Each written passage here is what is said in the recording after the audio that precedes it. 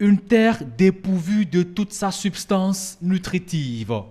Nous sommes en région sahélienne. Un substratum squelettique, craquelé et totalement dénudé. Une image qui montre aussi bien la profondeur de la dégradation des terres. En Afrique, 65% des sols sont improductifs et le continent voit disparaître chaque année 3 millions d'hectares de forêts. La dégradation des terres est devenue préoccupante en ce sens que, après une évaluation, on a constaté que la plupart des sols qui sont susceptibles à l'érosion sont suffisamment dégradés à un niveau très élevé. Et quelques 10% de cette terre ont encore un niveau de productivité moyen.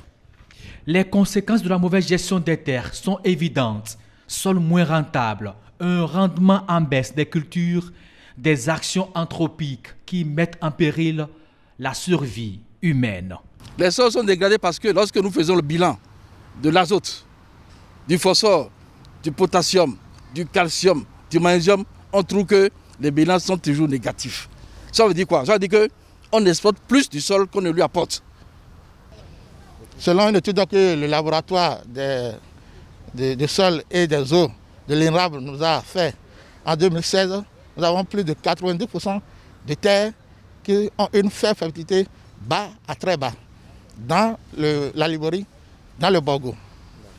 Maintenant, dans le Zou aussi, nous sommes à plus de 90%. Et c'est un peu dans la région des collines que la situation est moindre, mais là, nous avons les sols qui ont de très basse fertilité, qui sont à 60%. Il y a le levage, la surexploitation des pâturages, qui sont des facteurs de désertification, les feux de végétation, l'exploitation forestière, toutes les actions mal conduites de gestion de ressources naturelles conduisent indéniablement à la désertification. La forte utilisation des engrais chimiques et la non-application des recommandations de recherche sont aussi pointées du doigt. On se rend compte que l'engrais à utiliser sur le cotonnier, cet engrais est détourné sur les cultures vivrières. Alors que normalement, si on applique la quantité et les engrais spécifiques pour chaque culture, on doit obtenir de bons rendements.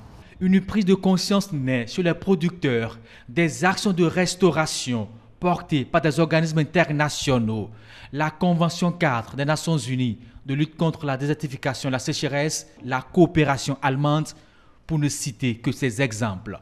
Donc un agriculteur qui a par exemple un champ, 3 hectares de champ de maïs à installer, il est recommandé qu'il ne fasse pas les 3 hectares au même moment. Il fait 1 hectare, il attend 2 semaines, il fait l'autre, ainsi de suite, il étale sa culture dans le temps. Donc il y a d'autres mesures qui permettent d'économiser l'utilisation de l'eau dans cette catégorie. Et quand nous allons vers les agriculteurs, nous leur expliquons ce qui se passe dans la terre et nous leur expliquons toutes ces solutions. Donc chacun, avec les moyens qu'il a et la situation dans son exploitation, est appuyé de façon rapprochée à mettre en œuvre la solution qui va. Donc c'est des solutions qui n'ont pas besoin de beaucoup de financement, beaucoup d'argent, beaucoup d'investissement de la part de l'agriculteur, qui sont appliqués et en même temps les solutions sont là. Au Bénin, la politique nationale de gestion durable des terres indique que plus de 1 milliard d'hectares de terres vont atteindre la neutralité d'ici 2030, un retour à la normale qui augure de meilleures perspectives, mais faudrait-il respecter à la lettre toutes les recommandations et les engagements pris?